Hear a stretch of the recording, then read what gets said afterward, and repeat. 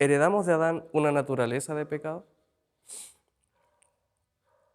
¿Heredamos de Adán una naturaleza de pecado? Vamos a meternos aquí en el concepto de pecado. Y me gustaría que pudiéramos leer Deuteronomio, capítulo 5, verso 1. Vamos a leer. Deuteronomio 5, verso 1.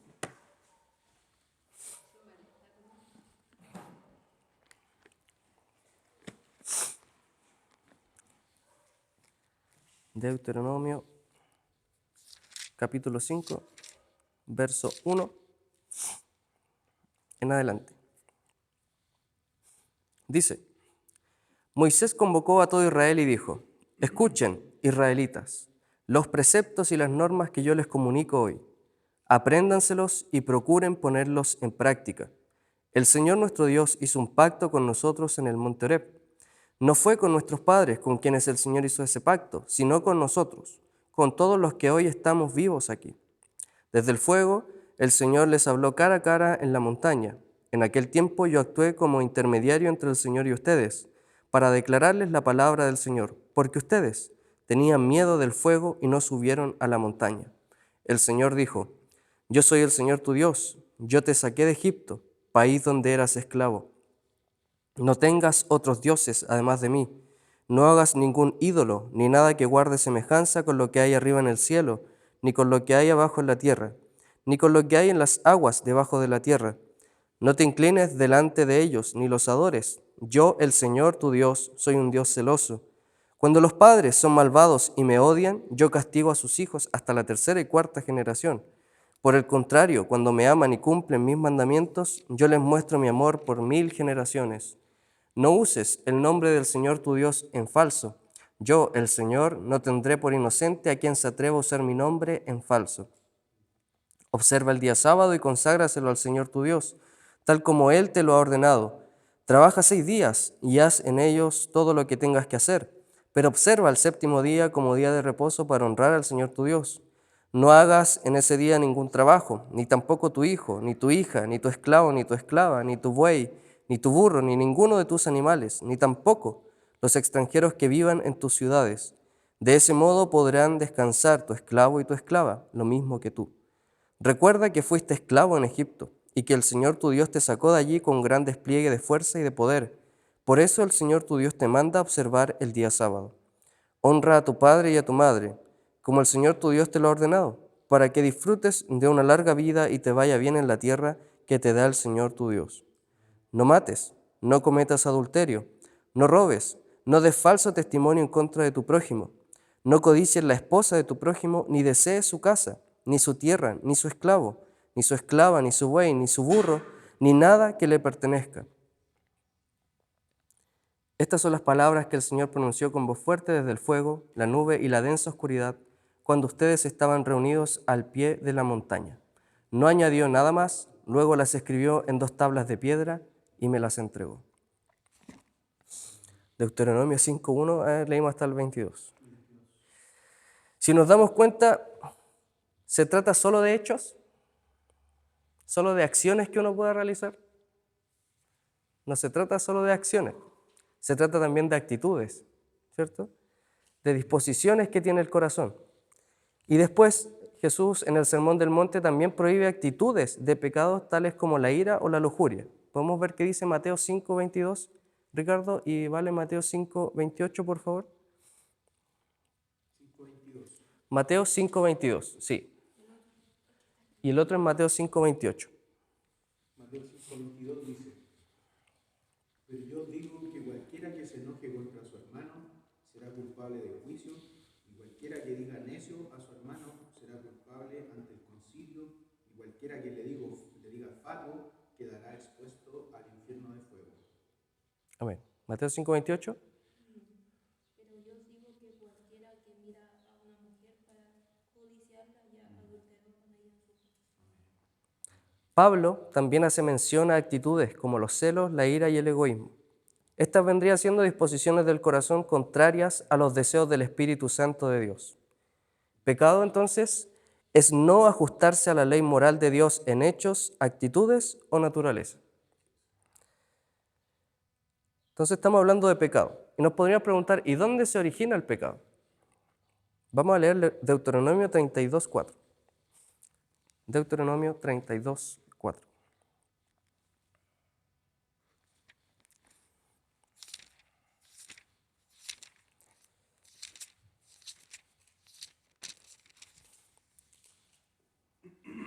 Deuteronomio 32:4 dice, Él es la roca, sus obras son perfectas y todos sus caminos son justos. Dios es fiel, no practica la injusticia, Él es recto y justo. ¿Tiene sentido pensar que Dios creó el pecado? ¿De acuerdo a lo que acabamos de leer? No, porque Él es justo, Él no practica la injusticia. De hecho, el pecado es directamente opuesto a todo lo que es bueno en el carácter de Dios. Y así como Dios eternamente se deleita en sí mismo y en lo que es suyo, también eternamente entonces aborrece el pecado, que está contrario a lo que es Él, en esencia. Vamos a leer Santiago 1:13 ahora.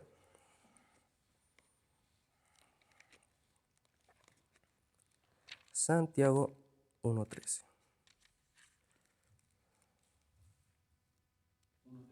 Dale, Ricardo. Cuando alguno es tentado, no diga que es tentado de parte de Dios, porque Dios no puede ser tentado por el mal, ni Él tienta a nadie. Amén. Siempre se tiende a confundir el tema de la tentación cuando en otras partes se refiere a una prueba, que es de parte de Dios, más de que Él nos esté llevando a pecar y a cometer ciertos actos. Entonces debemos cuidarnos también de afirmar que existe una fuerza igualmente de poderosa y eterna que está en constante lucha contra Dios. Podríamos caer en eso, decir, si Dios no creó el pecado, entonces hay alguien que está batallando con Él y eternamente... No. A esto que mencionamos recién se le llama dualismo supremo que puede haber en el universo. Y me acordé yo cuando vemos a Jesús siendo tentado en el desierto. Estaba con el mismísimo diablo. Nos damos cuenta entonces que este supuesto dualismo va a carecer de argumentos. Vamos a leer Mateo 4, versos 8 al 10.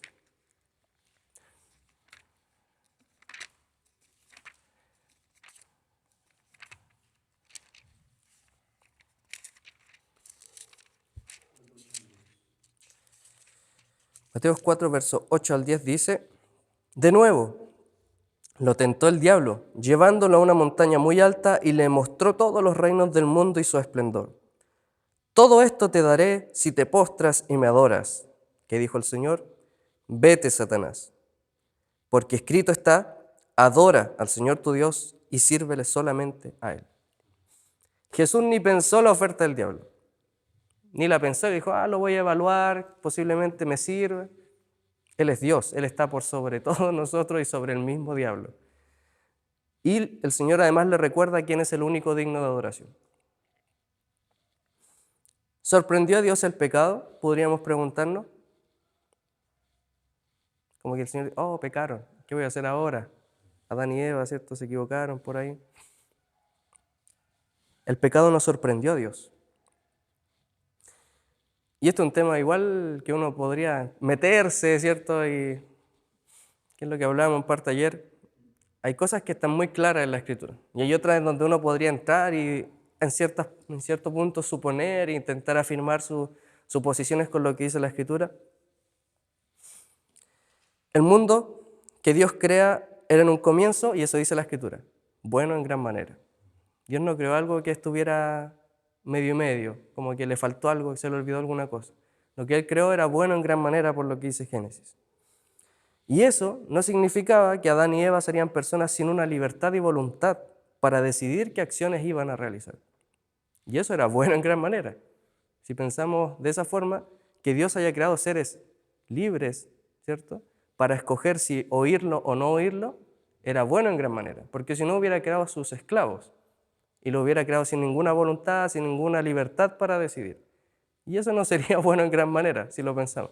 El día de hoy día podríamos estar sin ninguna opción a elegir, solo a esperar la dirección, como decir, no, tú tienes que dar este paso aquí para allá. No estaríamos hablando de una relación personal de un padre amoroso, estaríamos hablando de un dictador que nos dice hacia dónde tenemos que dar nuestros pasos. Entonces, hay que llegar como a este equilibrio, ¿cierto? el mundo que Dios creó era bueno en gran manera. Tenían entonces la libertad, aunque suene medio extraño, tenían la libertad de desobedecer, pero no tenían la libertad de escoger las consecuencias de su desobediencia. Y ahí es donde está el tema. Y ahí es donde Dios sigue en control y Él es quien crea el mundo y establece los parámetros en los que uno debiera vivir en este mundo. Entonces, bueno, en gran manera. Dios te dice, y el mismo en Génesis el Señor le dice, ustedes no coman de este árbol, porque si lo hacen, entonces van a morir. El Señor les advierte, el Señor les dice, esta es una opción que tienen ustedes, pero no la consideren porque si la consideran, van a morir. Un mundo bueno en gran manera. Con el Señor dando las bases, dando las instrucciones y dando las advertencias de nuestras decisiones. Leamos Génesis 2, 15 al 17.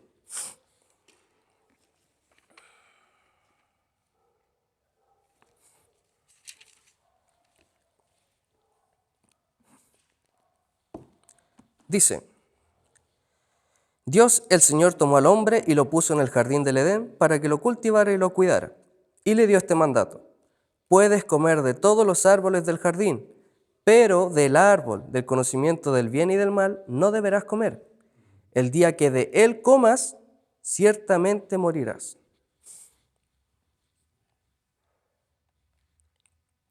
Podríamos seguir preguntándonos muchas cosas más, pero por esta ocasión vamos a dejar en claro que el pecado se origina debido a la elección humana de no escuchar a Dios. Al momento de originarse el pecado, este impacta distintas áreas de nuestra vida.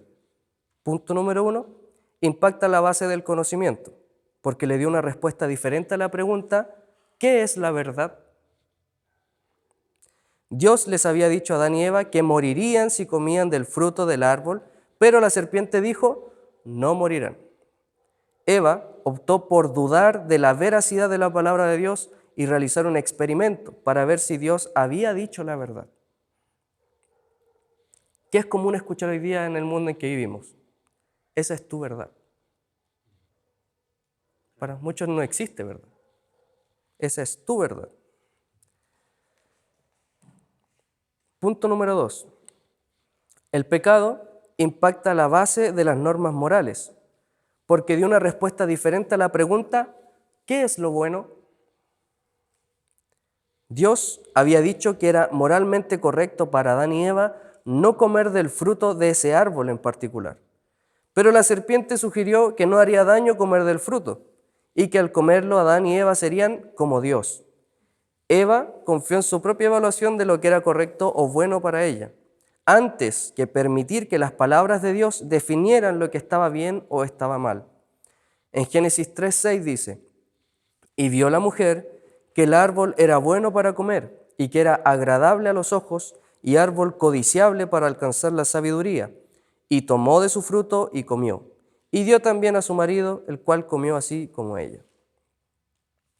Entonces el punto número 2, el pecado impactó la base de las normas morales, porque dio una respuesta diferente a la pregunta, ¿qué es lo bueno? Y punto número 3, el pecado dio una respuesta diferente a la pregunta, ¿quién soy? La respuesta correcta era que Adán y Eva eran criaturas de Dios, que dependían de Él y que debían estar siempre subordinadas a Él como su Creador y Señor. Pero Eva y después Adán sucumbieron a la tentación de ser como Dios. Incluso hay algunas religiones que apuntan a eso, ¿no? Que uno va a llegar a ser tipo, estamos evolucionando hasta el punto de llegar a ser dioses. Y no, somos seres humanos que el día de mañana vamos a vivir una eternidad con Dios, con un cuerpo glorificado. Así como Cristo resucitó y venció la muerte, nosotros creemos que también vamos a llegar a ese punto, de resucitar y estar eternamente con Él. Aquí llegamos a un punto importante, el concepto de pecado heredado. La Biblia nos enseña que heredamos el pecado de dos maneras, y hay una que algunos le toman más peso que otra. El pecado heredado. Heredado. Punto número 1, con respecto al pecado heredado, podemos hablar de la culpa heredada. ¿Qué es esto? Que se nos considera culpables debido al pecado de Adán. Podríamos inmediatamente estar pensando, pero si Adán fue el que pecó, yo no pequé, ¿por qué Dios me considera culpable? ¿Por qué Dios nos considera culpables por el pecado de Adán? Y en respuesta a esto, podemos decir tres cosas. Primero, todo el que protesta que esto es injusto, también ha cometido voluntariamente muchos de los pecados por los que Dios también nos ha considerado culpables. Estos constituirían la base primordial del veredicto en el día final, porque Dios, dice Romanos 2:6, pagará a cada uno según lo que merezcan sus obras. Está bien, podrías decir tú que no eres culpable por los pecados de Adán, pero ya pecaste como Adán en estos tiempos, ya te equivocaste. Segundo, algunos han argumentado, si hubiéramos estado en el lugar de Adán, también hubiéramos pecado como él lo hizo, y nuestra rebelión subsiguiente contra Dios lo demuestra.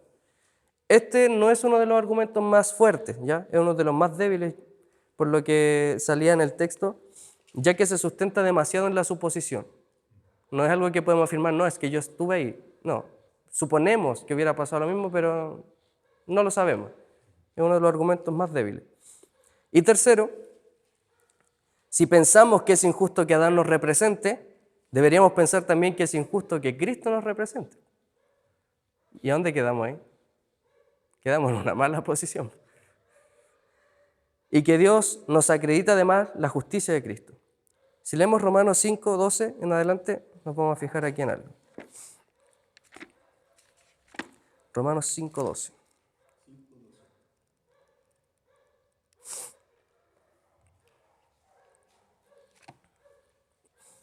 En adelante dice, por medio de un solo hombre el pecado entró en el mundo, y por medio del pecado entró la muerte. Fue así como la muerte pasó a toda la humanidad, porque todos pecaron. Antes de promulgarse la ley, ya existía el pecado en el mundo. Es cierto que el pecado no se toma en cuenta cuando no hay ley. Sin embargo, desde Adán hasta Moisés, la muerte reinó, incluso sobre los que no pecaron, quebrantando un mandato, como lo hizo Adán, quien es figura de aquel que había de venir. Pero la transgresión de Adán no puede compararse con la gracia de Dios, pues si por la transgresión de un solo hombre murieron todos, cuánto más el don que vino por la gracia de un solo hombre, Jesucristo, abundó para todos. Tampoco se puede comparar la dádiva de Dios con las consecuencias del pecado de Adán. El juicio que lleva a la condenación fue resultado de un solo pecado, pero la dádiva que lleva a la justificación tiene que ver con una multitud de transgresiones, pues si por la transgresión de un solo hombre reinó la muerte, con mayor razón los que reciben en abundancia la gracia y el don de la justicia reinarán en vida por medio de un solo hombre, Jesucristo. Por tanto, así como una sola transgresión causó la condenación de todos, también un solo acto de justicia produjo la justificación que da vida a todos. Porque así como por la desobediencia de uno solo muchos fueron constituidos pecadores, también por la obediencia de uno solo muchos serán constituidos justos. En lo que atañe a la ley, ésta intervino para que aumentara la transgresión. Pero allí donde abundó el pecado, sobreabundó la gracia, a fin de que así como reinó el pecado en la muerte, reine también la gracia que nos trae justificación y vida eterna por medio de Jesucristo nuestro Señor. Dios considera a la raza humana como un todo orgánico, una unidad, representada ¿por quién? Por Adán, en un comienzo, como su cabeza. Y Dios también considera a la nueva raza de creyentes, a los que han sido redimidos por Cristo como un todo orgánico, con Cristo como representante y cabeza de su pueblo. Algunos teólogos no le convence que seamos considerados culpables debido al pecado de Adán. No obstante, muchos concuerdan en que recibimos una disposición de pecado o tendencia a pecar como herencia de Adán. Y aquí pasamos a la segunda parte de lo que es pecado heredado, que sería corrupción heredada. Tenemos una naturaleza de pecado debido al pecado de Adán. También se le tiende a llamar pecado original o en ocasiones con mayor precisión se le denomina contaminación original. Salmo 51.5. El Salmo 51.5.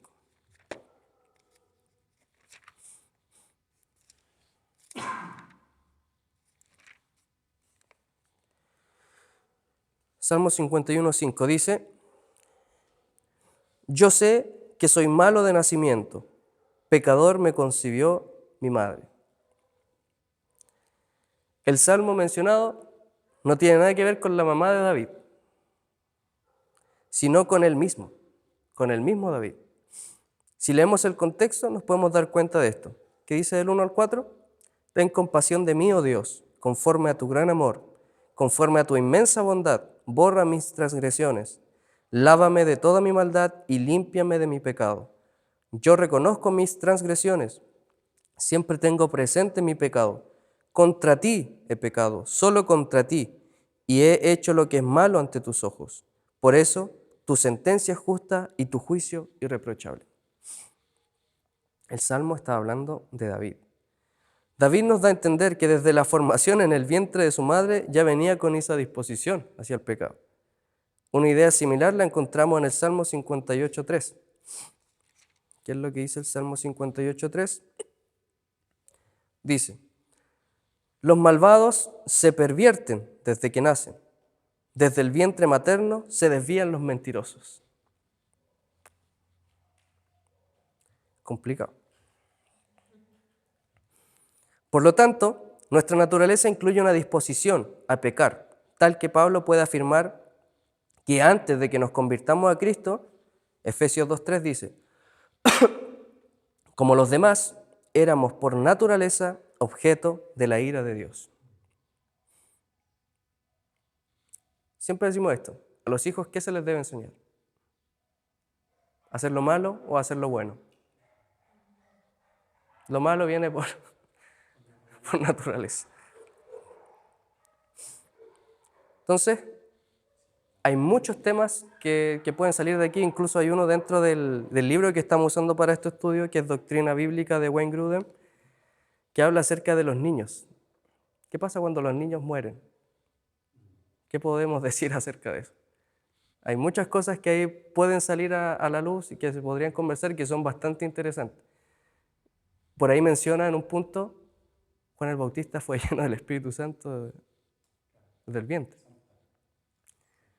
Y uno dice, ya, pues los niños tienen o no esa conciencia de salvación, de pecado y estas cosas.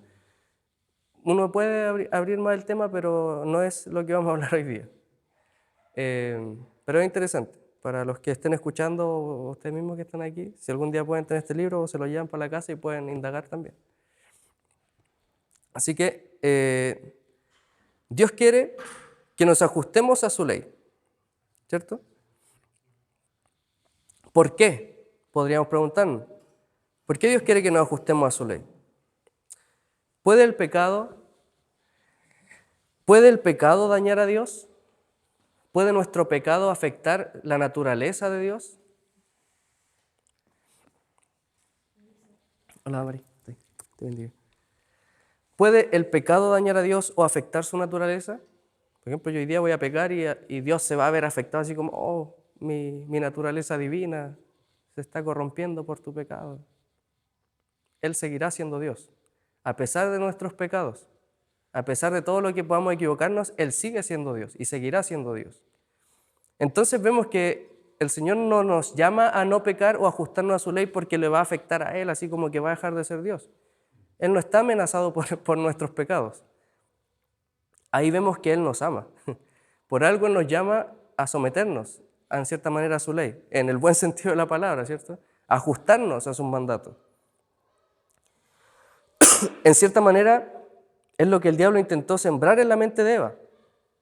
Según él, Dios estaba asustado de que al comer del árbol del conocimiento del bien y el mal, íbamos a ser como Dios. Él intentó sembrar eso en la mente de Eva, pero no fue así.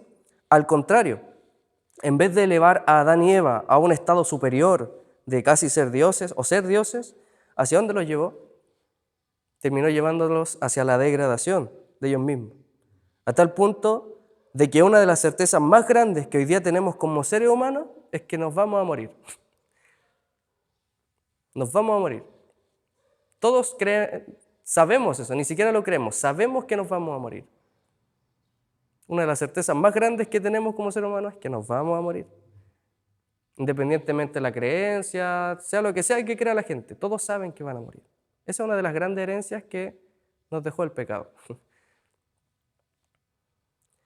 Gracias a Jesús podemos tener esperanza. Y entendemos de que la muerte es solo un paso que debemos dar para estar con el Señor el día de mañana. La razón por la que Dios anhela que nos ajustemos a su ley es para ahorrarnos muchos conflictos internos y con nuestro prójimo. De esta manera demostramos que confiamos en Dios. Por ahí sale un texto igual. ¿Cómo nosotros podemos decir que amamos a Dios? Porque guardamos sus mandamientos. Amarlo a Él significa entender que Él nos ama. Por eso también dice Juan, nosotros le amamos porque Él nos amó primero. Cuando nosotros entendemos de que Dios nos ama, entonces nosotros decimos, yo voy a estar bajo el amparo de aquel que me ama. ¿Quién quiere estar bajo el cuidado de alguien que quiere lo peor para ti? Nosotros siempre buscamos eso, hasta en nuestra amistad, en nuestra familia. Siempre queremos estar cerca a los que nos aman. Entonces, cuando vemos con los lentes correctos al Señor, veremos a un padre que anhela cuidar de sus hijos y guiarlos por el camino que les conducirá a la vida y a la verdadera libertad. Dios quiere eso, que vivamos una vida abundante en esta vida. ¿Cómo? Ajustándonos a su ley. Evítense conflictos, evítense problemas. Por algo el Señor nos invita a guardar sus mandamientos. Entonces, si heredamos una corrupción, una tendencia al pecado, la tenemos. ¿Qué debemos hacer? Bueno, nosotros sabemos que nos acercamos a Cristo y por medio de su sacrificio nuestros pecados son perdonados. Nuestra deuda de pecado es perdonada y empezamos a tener una relación íntima con el Espíritu Santo y vamos siendo transformados en el tiempo. Vamos creciendo y vamos formándonos cada día más a la imagen del Señor. Así que eso sería hoy día. El archivo yo lo voy a mandar para que lo puedan revisar y vamos a subir esto también para que los que estén en su hogar puedan escucharlo. O ustedes mismos si lo quieren escuchar de nuevo. ¿Ya? Oremos. Señor, gracias te damos por este tema. Gracias por los que podemos estar hoy día en este lugar. Sabes tú, Señor, que esto lo hacemos con el fin de que podamos crecer, Señor. Y como decía Ricardo ayer, junto al coro, Señor, podamos conocer, Señor, a quién servimos. Podamos conocer, Señor, quién nos está dando ciertas instrucciones, Señor. Y tú eres un Dios que nos ama, que desde el principio de los tiempos, Señor, querías lo mejor para nosotros, para tu creación, Señor. Tú no anhelas, Señor, destruir lo que creas, Señor. Tú anhelas cuidar y guardar lo que tú creas, Señor. Y así como en un principio creaste todo y era bueno en gran manera, y le advertiste, Señor, a Adán y Eva qué cosas no debían hacer por el bien de ellos, porque querías guardarlo, hoy día, Señor, nosotros volvemos a nacer, volvemos a ser una creación tuya, Señor. Por medio del Espíritu Santo tú nos renuevas, nos restauras, Señor, nos regeneras, y quieres que volvamos, Señor, al inicio, Señor, estando contigo eternamente, Señor, en armonía, Señor, en tu presencia. Gracias por hoy día enseñarnos acerca del pecado, Señor, que podría sonar como que va a ser algo malo, negativo, pero nos damos cuenta de que hay una luz, Señor, de esperanza. Al conocerte a ti, a pesar de nuestra corrupción, de nuestra tendencia al pecado, tú estás ahí, Señor, guiándonos una vez más, diciéndonos qué cosas debemos atender, Señor. Gracias por esta enseñanza. Queremos guardarla en nuestro corazón, Señor, y que sea de bendición para todo aquel que escuche, Señor. En el nombre de Jesús. Amén.